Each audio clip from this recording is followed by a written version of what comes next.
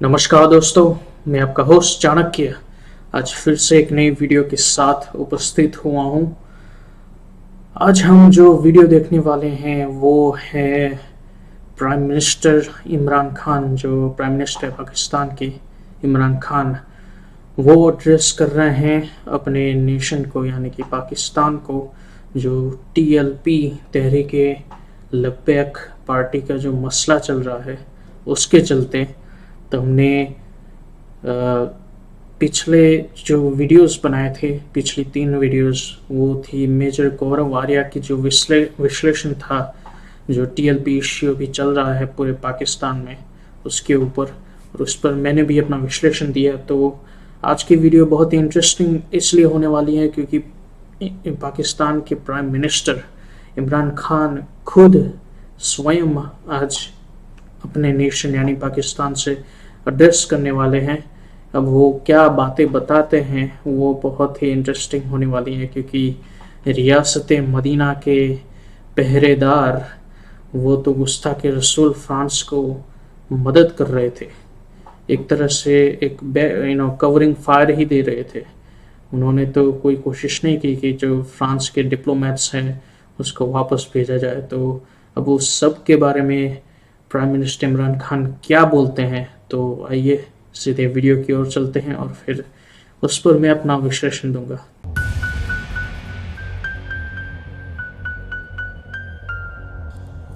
इसका मतलब क्या कि जो हमारी आधी टेक्सटाइल की एक्सपोर्ट्स हैं वो यूरोपियन यूनियन में जाती हैं। तो इसका मतलब आधी हमारी टेक्सटाइल एक्सपोर्ट्स वहीं ख़त्म हो गई।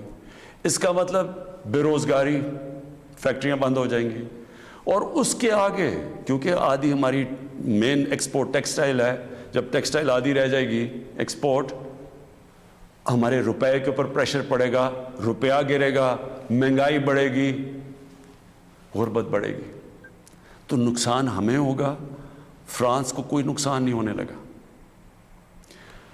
तीसरी चीज यानी कि फ्रांस को कोई नुकसान नहीं हो रहा अगर तुम उनके साथ डिप्लोमेटिक रिलेशनशिप ख़त्म नहीं करते, जो सच बात है।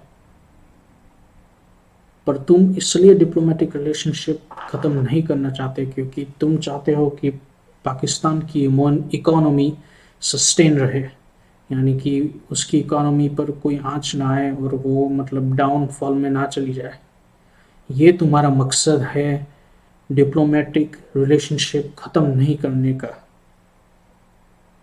अच्छा,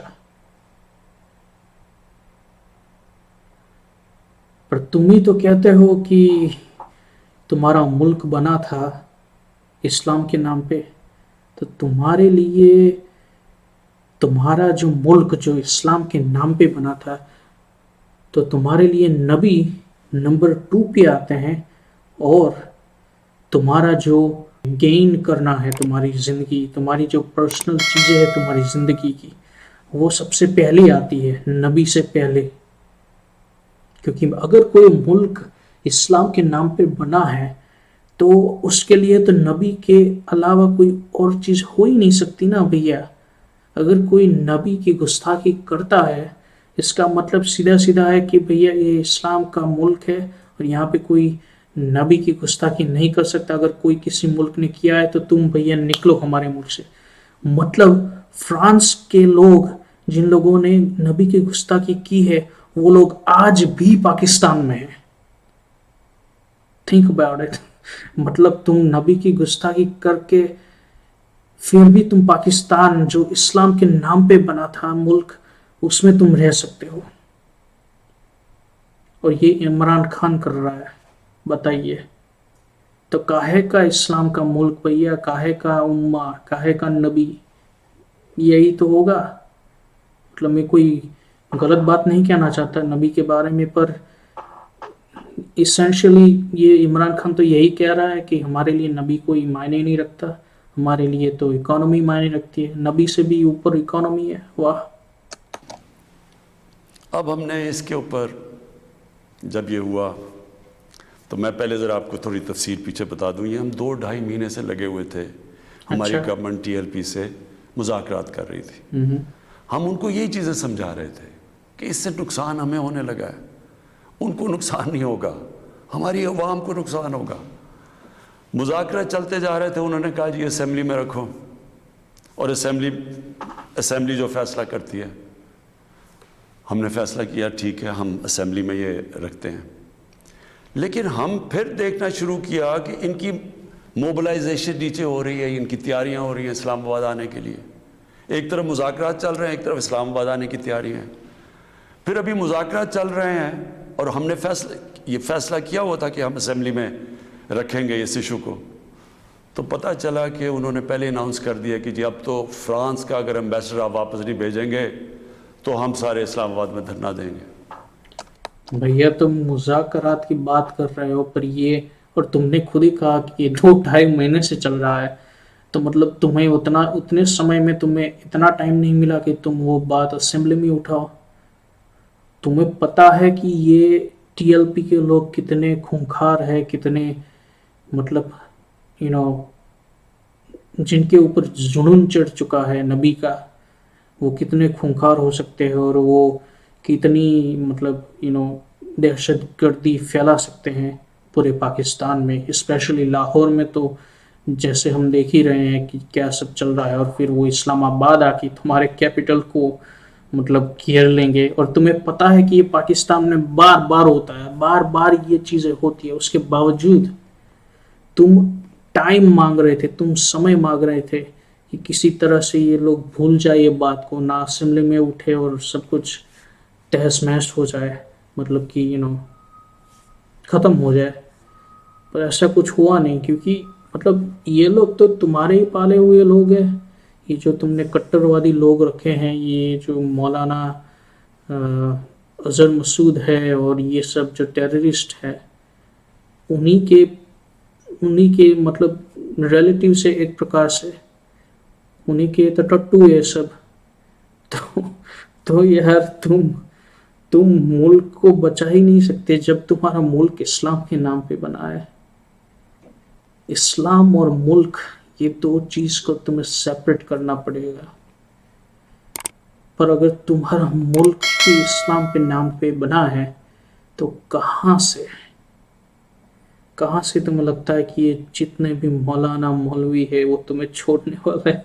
इन्हीं लोगों को फिर बाद में आना है, गवर्नमेंट चलानी है, और कहाँ से गवर्नमेंट चलाएंगे? ये तो फिर शरिया लागू कर देंगे और सीधा इस्लामिक जो इनकी जो धारणा है इस्लामिक स्टेट बनाने की, वही बन जाएगा, शरिया के लॉ के ऊपर चलेगा।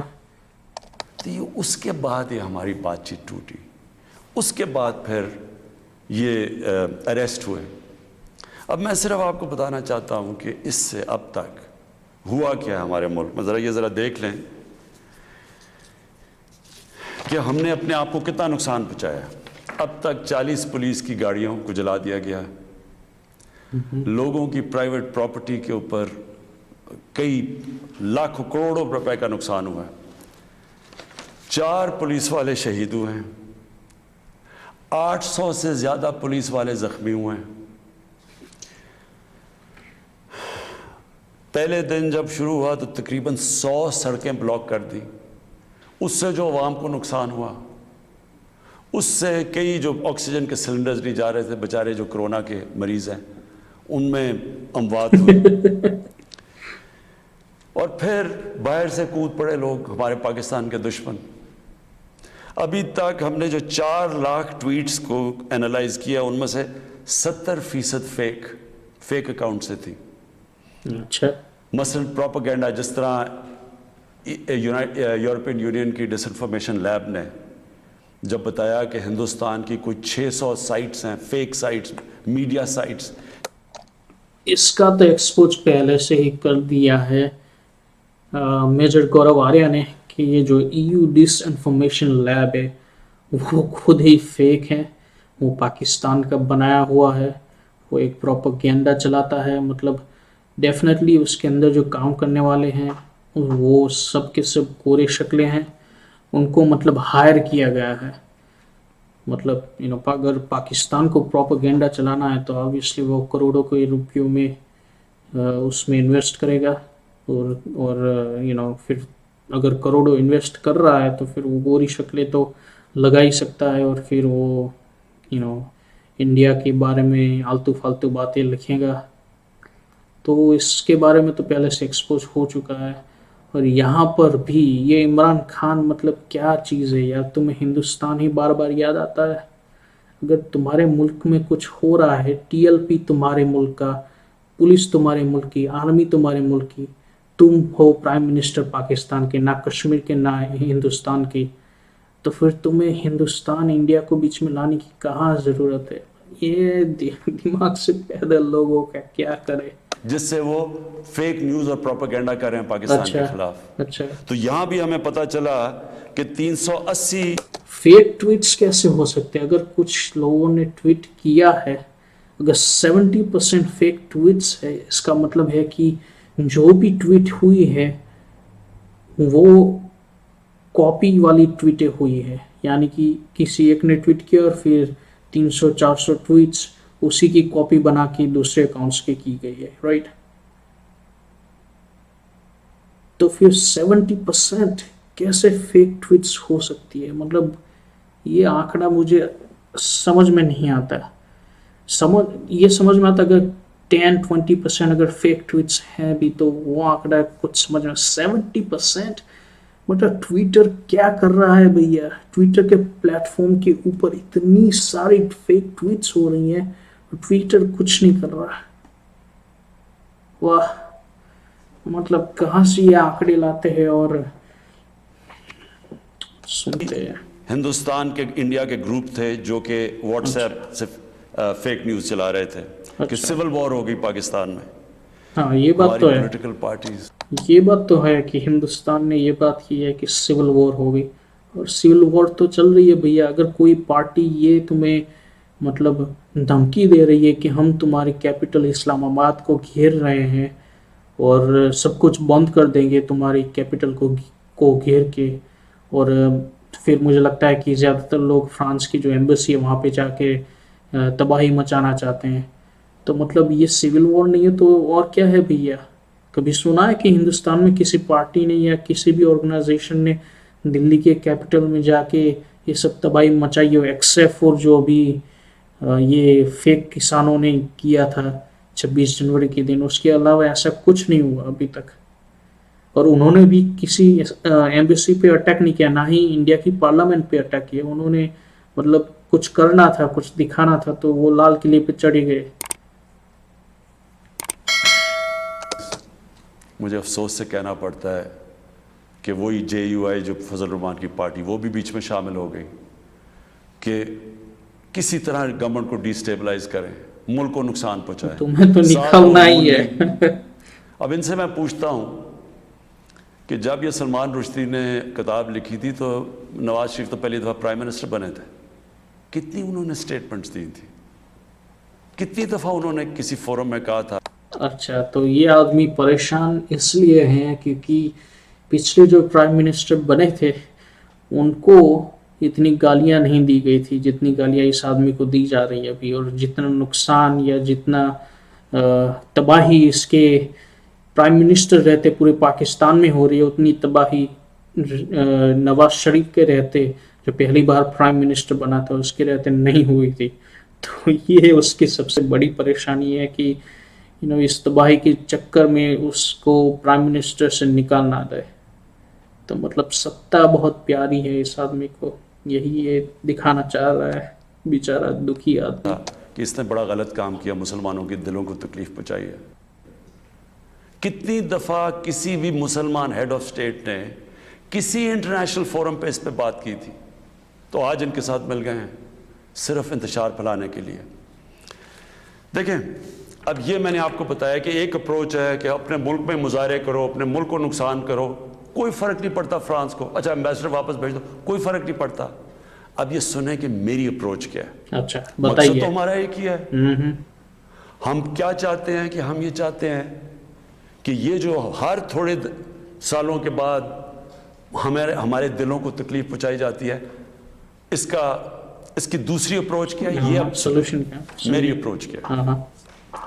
देखिए, मैं फिर से आपको बताता हूँ, मगरिब को मैं सबसे बेहतर समझता हूँ, मेरी बड़ी जिंदगी ये जब कोई आदमी ये कहता है ना कि मैं किसी चीज़ को बहुत अच्छे से समझता हूँ, समझ लेना, और स्पेशली अगर कोई पॉलिटिशियन ये कहता है कि मैं इस चीज़ को बहुत ही अच्छे से समझता हूँ, समझ लेना कि वो आदमी दिमाग से पैदल है, और वो बस घमंडी आदमी है, उसको बस लगता है कि ये चीज़ मैं कर सकता हूँ, पर वास्तव में वो नहीं होता। तो यही चीज़ इस आदमी के साथ हो रही है, इमरान खान के साथ। वो समझता है कि मैं ये कर दूंगा, वो कर दूंगा। तो भैया तुम्हारे अभी तो कितने 3 साल होने आ चुके हैं, अभी तक तूने किया क्या भैया? तुम्हारी इकोनॉमी तो अभी भी ठप पड़ी है, कुछ हो नहीं रहा। तो गुजरी है वहाँ, मैं उनकी सोच को जानता हूँ। अच्छा। देखिए, सबसे पहले जो कोशिश करनी चाहिए, जो हमने की है, और मैं अभी बताता हूँ हमने क्या क्या कोशिश की है। अच्छा, मैं ये पहले बता दूँ, सबसे पहले जून 2019 में 14वीं जो समिट थी OIC की, वो पहली दफ़ा जाके मैंने इस्लामोफोबिया की भी बात की, और मैंने ये बात किया कि जो मगरब के अंदर हमारे प्यारे नबी की बेहुरमती की जाती है, कि हम सब मुसलमान मुल्कों को मिलके हम एक प्लान करना चाहिए, कि इकट्ठा अप्रोच करना चाहिए, कि उनको समझाना चाहिए मगरब को। दूसरा, मैंने फिर तो ये आदमी OIC में चला गया, ऑर्गेनाइजेशन ऑफ इस्लामिक कॉरपोरेशन, मेरे ख्याल से यही नाम है। तो OIC में जाने के बाद, जहाँ पे सारे जो मुल्क है वो इस्लामिक कंट्रीज होते हैं, और वो आके समिट करते हैं एक प्रकार से। तो वहाँ पे इस आदमी ने बात उठाई कि इस्लामोफोबिया हो रहा है मगरिब में, यानी कि वेस्ट में, यूरोप में और अमेरिका में, और जहाँ पर भी। उसके बावजूद OIC के किसी भी मेंबर, यानी कि इस्लामिक कंट्रीज़ के किसी भी इस्लामिक कंट्रीज़ ने पाकिस्तान की बात को मतलब माना ही नहीं। अगर माना होता तो जैसे पाकिस्तान में प्रोटेस्ट हो रहे हैं कि फ्रांस के डिप्लोमेट को वापस भेज दो, उसी तरह से प्रोटेस्ट दूसरी मुस्लिम कंट्रीज में भी होने चाहिए थे, और वो तो हो नहीं रहे। तो भैया तुम बस नाम का ही अगर कोई मुद्दा उठा रहे हो तो उसका तो कोई असर हो नहीं रहा। तो फिर तुम्हारी अप्रोच क्या है भैया? अप्रोच उसे कहते हैं जहाँ पे तुम कुछ करो और उसका असर दिखे, उसका कोई इफेक्ट दिखे। तुम्हारा तो कोई इफेक्ट हो नहीं रहा, तुम्हारी पहली अप्रोच तुमने जो बताई।